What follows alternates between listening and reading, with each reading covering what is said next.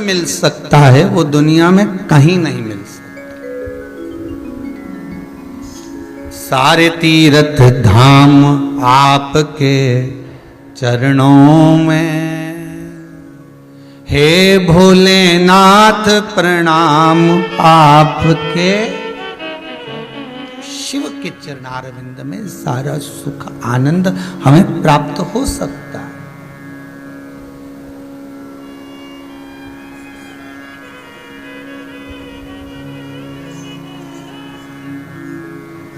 अहिल्याबाई भी कोई सतयुग की नहीं थी, त्रेता की नहीं थी, द्वापर की नहीं थी, कलियुग की थी। ये नाम भगत भी सतयुग त्रेता का नहीं थे, द्वापर के नहीं थे, यही कलयुग के थे। कड़प सतयुग त्रेता और द्वापर के नहीं थे, यही कलयुग के थे।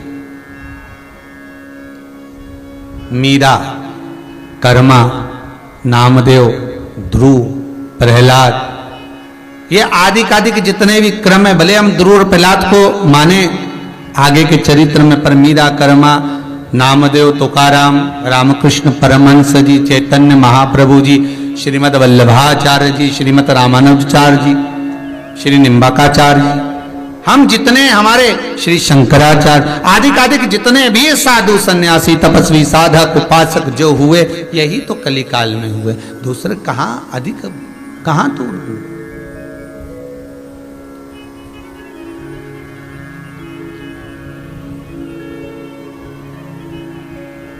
एक प्रश्न है,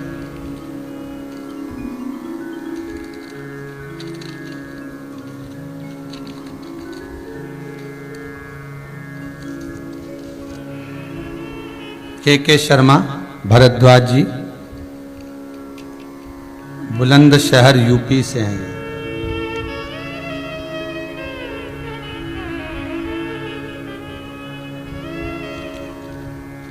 हमारे यहां पर शिवलिंग है, पर केवल लिंग रूप में ही है।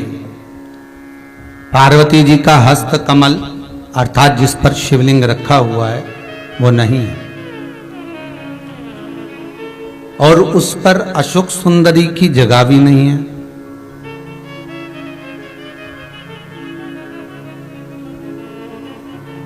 घर पर पूरा स्थायी शिवलिंग है।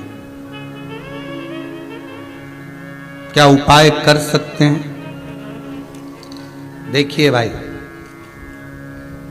शिवलिंग शिवलिंग है।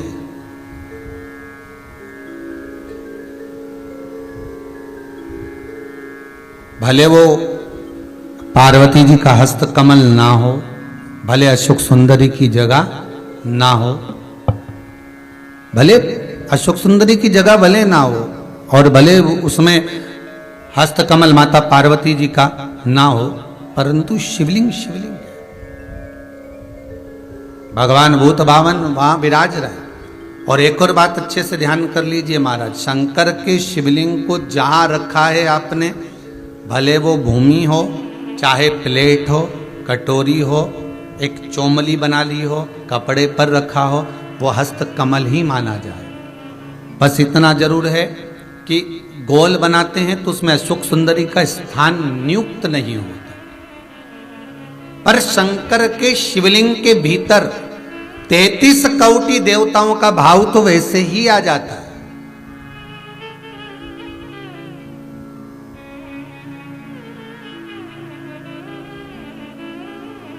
किसी ने एक प्रश्न किया, गुरुजी आप बताते हो कि कमर दुखे, हाथ पैर दुखे, पांव दुख रहे हो, कमर दुख रही हो, पीठ दुख रही हो, सिर दर्द हो रहा हो, तो शंकर जी के मंदिर में जाकर शंकर जी की शिवलिंग की बेलपत्र उठाकर शंकर जी के शिवलिंग को देखकर चबा चबा कर खाना है। तो हम ऐसे बेलपत्र खा लें तो घर पर ले जाकर शिवलिंग देखकर क्यों? तो शास्त्र कहता है कि उसके प्रतिबिंब से, उस शिवलिंग के स्वरूप से जो किरण निकलती है, उस किरण से ही तो हमें रोग मिटाना है।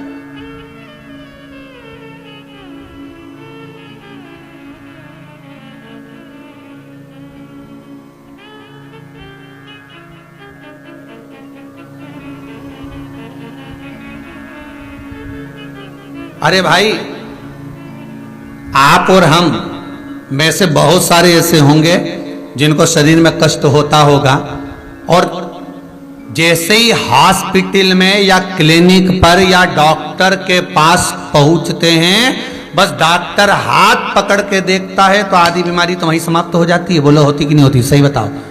आप लोग तो गए होंगे, हम भी गए होंगे, सत्य बोलना। बस डॉक्टर ने हाथ पकड़ा, बीपी, हालांकि तुम्हें भी मालूम है बीपी वीपी कहीं नहीं है, फालतू की बात। और 25 बार तो शुगर चेक करा लेना, शुगर ना ऊंची जाए ना नीची जाए, क्योंकि तू भी शुगर से बढ़कर है।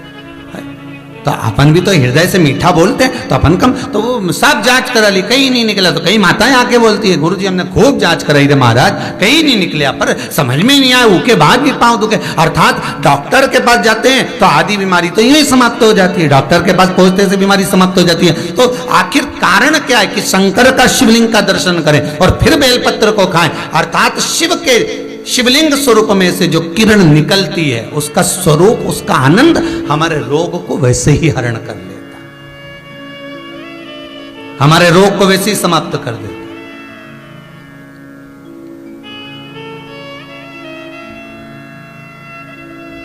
हम शंकर के स्वरूप का एक आनंद पा सकते हैं।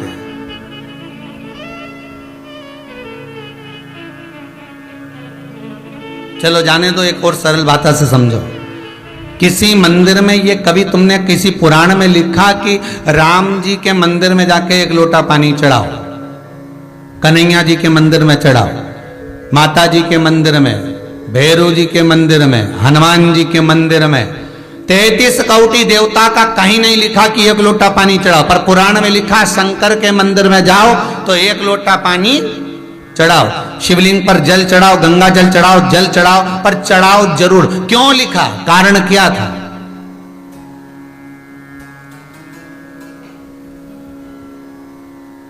एक आध बार राम जी के मंदिर जाओ, कन्हैया जी के मंदिर जाओ, देवी जी के मंदिर जाओ, अच्छा बढ़िया माता जी चुंदड़ी मुंदड़ी पहन के बैठी हो, बढ़िया सब लगा लोगों के, और पंडित जी के हट यहाँ से, और बाल्टी भर के, लोटा भर के पानी ले जाओ और माता जी के चढ़ा दे। फिर देख, फिर पंडित के जो माता है उसके देख, अभी तो तूने माता जी के चढ़ाया था, अब माता जी तेरे पे चढ़ेगी, अब हम देख। है?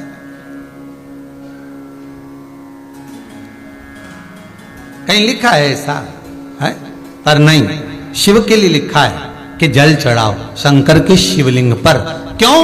उसका कारण है, जब हम जल चढ़ाने के लिए जाएंगे तो शंकर भगवान पर जब जल चढ़ेगा तो उस जल का स्पर्श हमारे हाथ से शिवलिंग का होगा तो उससे हमारा कल्याण अपने आप हो जाएगा। क्योंकि सारे आनंद चरण, सारे देवताओं का एक तेजपुंज उस शंकर के स्वरूप में विराजमान है। कहते हैं जब संपूर्ण सृष्टि खंड नष्ट करने का जब समय आता है, भगवान शंकर काय के देवता है? संहार के देवता। जब भगवान शिव संहार के देवता हैं, जब संपूर्ण सृष्टि खंड समाप्त होने का समय आता है, पूरी पृथ्वी जब जल में मग्न होने वाली रहती है, तब 33 कोटि देवता आते हैं और भगवान शिव जी से निवेदन करते हैं, सब कुछ आकाश पताल तलातल रसातल सब नष्ट होने वाला है, क्या करा जाए? शंकर भगवान कहते हैं आप सब मेरे पास में आ जाओ और मुझ में समा जाओ। 33 कोटि देवता शंकर के अंग अंग में समा जाते हैं। हम कहते 3.5 करोड़ रोम छिद्र ये मनुष्य के शरीर में है। शास्त्र कहता है 33 कोटि देवता भगवान शंकर के शरीर में है। जब भगवान शंकर के शरीर में 33 कोटि देवता विराजमान हो जाते हैं, शिव के भीतर विराजमान हो जाते हैं, तो हम जल केवल एक देवता को नहीं चढ़ाते, 33 कोटि देवता को चढ़ाकर उसका पुण्य अर्जन कर लेते हैं, पुण्य प्राप्त कर लेते हैं। 33 कोटि देवता को चढ़ा।